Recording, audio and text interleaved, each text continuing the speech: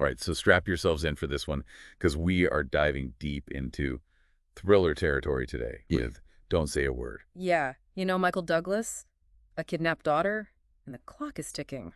Definitely a recipe for some serious nail-biting suspense. Oh, absolutely. And what really grabs you isn't just the kidnapping itself, it's this whole mystery surrounding a six-digit number. Right, like Yeah. what's the significance of this number? Exactly. What secrets does it hold? Why are people willing to kill for it? That's where the real thriller element kicks in, you know? You find yourself constantly asking those questions. For sure. Okay, so put yourself in the shoes of this psychiatrist. Okay. Your daughter's been kidnapped, and you're forced to extract this crucial number from a patient who can't or won't speak. Talk about pressure. Oh, man, intense. Absolutely. And what's really clever about the film is that it doesn't just focus on the psychiatrist side of the story. Yeah? You actually get to see things from the kidnapper's perspective as well. Ah, I see. So you witness their meticulous planning, their ruthlessness, their determination, that dual perspective. You know, it really amps up the tension. It's like you said, a ticking time bomb. Yeah, But you're seeing both sides of the fuse burning down simultaneously. exactly. And the movie just nails those classic thriller elements. Oh, yeah, totally. Like those chilling phone calls from the kidnapper. Oh, yeah. I know what you mean. Just pure threat, no room for negotiation. Right, straight to the point. Making it crystal clear that the stakes are life or death. And those calls really tap into one of our most primal fears, right? Like Yeah. the fear of the unknown. We don't know who this voice on the other end of the line is, Exactly. what their true motives are, or what lengths they'll go to. It's like a voice straight out of a nightmare. It is. And the film doesn't let you forget that feeling of being watched, of being trapped. You're right. It's not just the phone calls, it's the constant surveillance. Yeah. The kidnappers, they're always one step ahead. It feels like Big Brother on steroids. It does. And, you know, if we connect this to the bigger picture, it actually reflects a very real anxiety we have in today's world. Oh, absolutely. This idea that our privacy is constantly under threat, that someone could be watching us without our knowledge, it's a primal fear that the movie really exploits brilliantly. And then there's the setting itself. Right? A high-security psychiatric hospital. I mean, come on. Talk about a place that already oozes tension. Oh, yeah. It's inherently unsettling. Then you layer on this external threat of the kidnapping, and it's like a pressure cooker about to explode. It's almost like the hospital becomes a character in itself.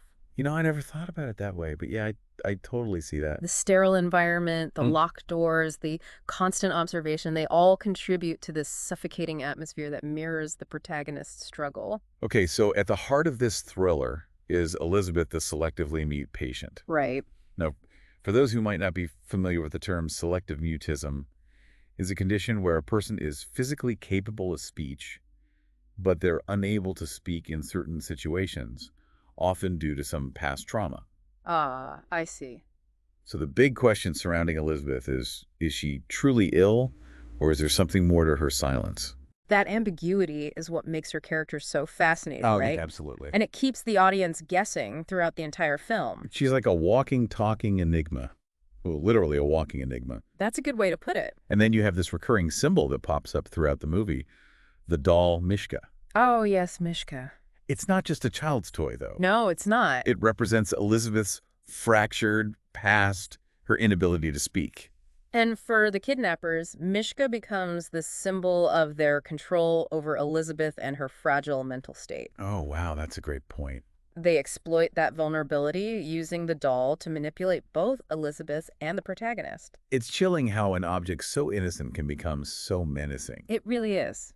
And speaking of menacing, these kidnappers, they're playing chess while everyone else is playing checkers. I agree their intelligence and ruthlessness are what make them so formidable. And then the film's climax takes us to Hart Island, this desolate, creepy island. Hart Island is a perfect setting for the climax. It really is. It adds this whole other layer of creepiness to the story.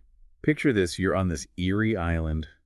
The protagonist is racing against time, desperately trying to decipher a hidden message, and it all hinges on understanding Elizabeth and the trauma that has silenced her. The stakes couldn't be higher. Talk about a pressure cooker.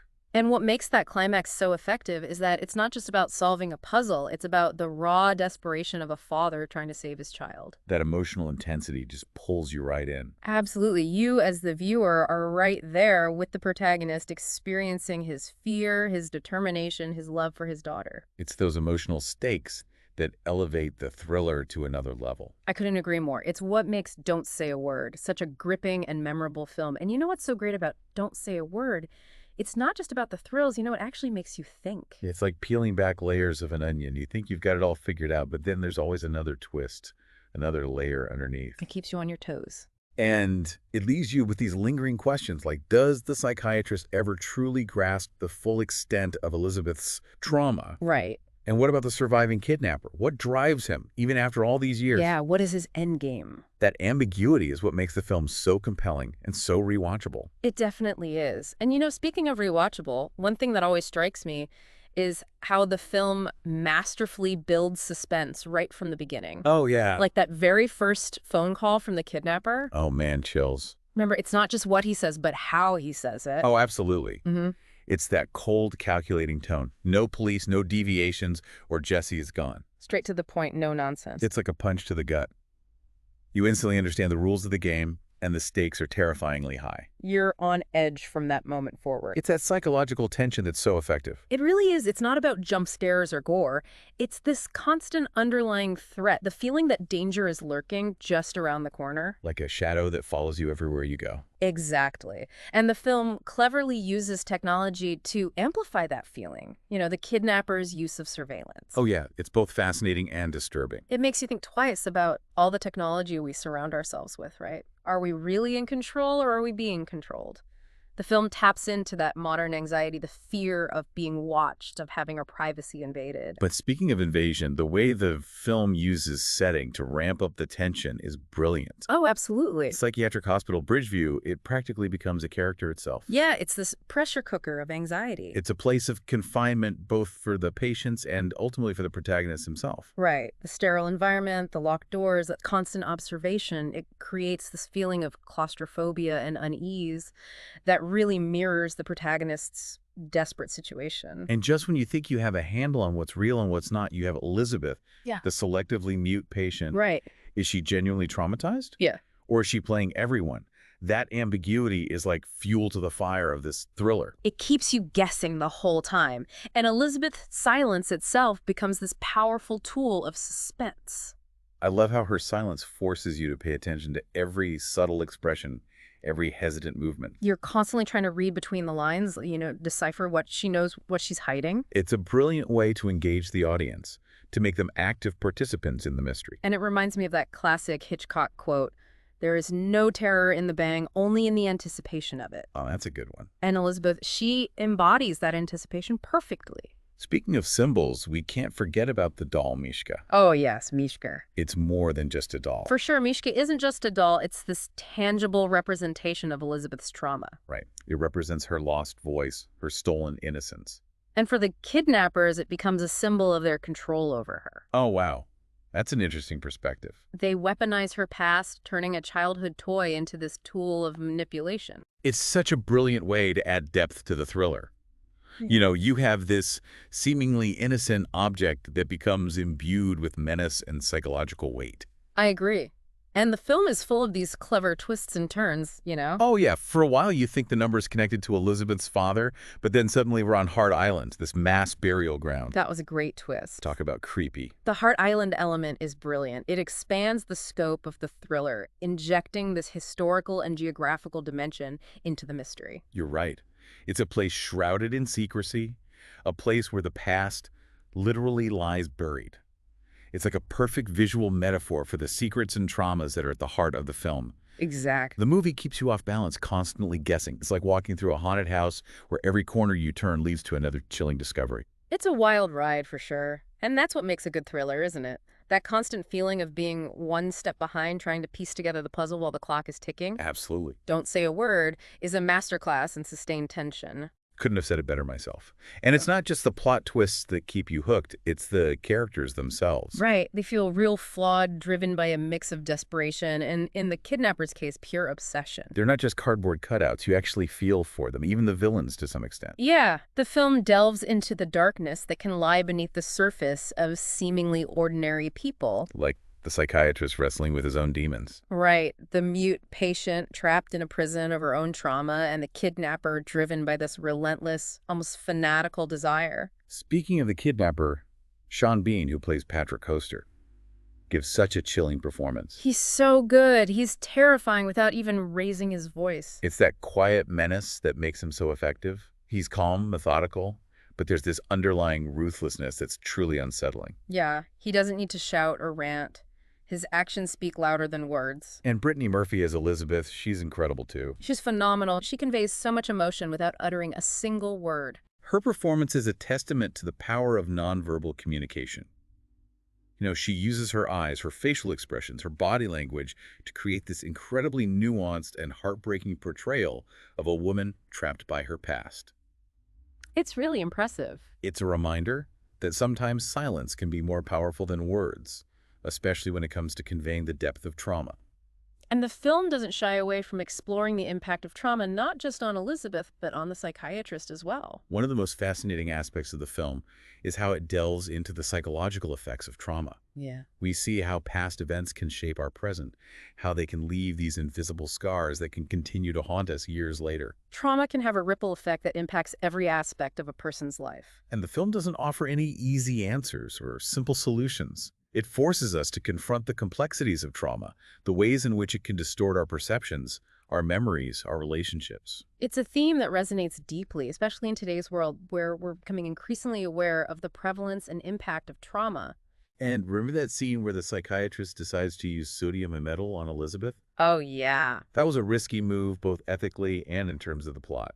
That scene was intense. You can really feel the psychiatrist's desperation, his willingness to push the boundaries to save his daughter. But it also raises questions about, how far we're willing to go to protect those we love, even if it means potentially crossing ethical lines. Right. It's a gray area, for sure. It's a reminder that even those who are supposed to help to heal can be driven to make questionable choices when faced with extraordinary circumstances. Desperate times call for desperate measures, as they say. Exactly. Yeah. And it's that ethical complexity, that moral ambiguity, that really elevates Don't Say a Word above your average thriller. I agree. It's not just about the chase, the suspense. It's about the characters' internal struggles. They're grappling with difficult choices and the consequences of those choices. It's a film that asks you to question your own assumptions, to consider how you might react in similar situations. And it does so while keeping you thoroughly entertained on the edge of your seat. That's the sweet spot for a good thriller. Speaking of edge-of-your-seat moments, the film is a masterclass in building tension. It's not just about the big explosive scenes, it's the subtle things. The way the camera lingers on a character's face, the unsettling score, the strategic use of silence. Oh yeah, the silence is deafening at times. The filmmakers understand that silence can be just as powerful as sound, maybe even more so in a thriller. Those moments of quiet anticipation, they're like holding your breath waiting for the other shoe to drop. And when it finally does drop, the impact is all the more powerful. It hits you like a ton of bricks. And that's the beauty of Don't Say a Word. It's a film that keeps you guessing, keeps you on edge, but it also makes you think, makes you feel. It's a thriller with heart. A story that stays with you long after the credits roll. It's a film that deserves to be revisited, analyzed, discussed. Definitely. And it's a reminder that sometimes the most compelling stories are the ones that leave us with more questions than answers.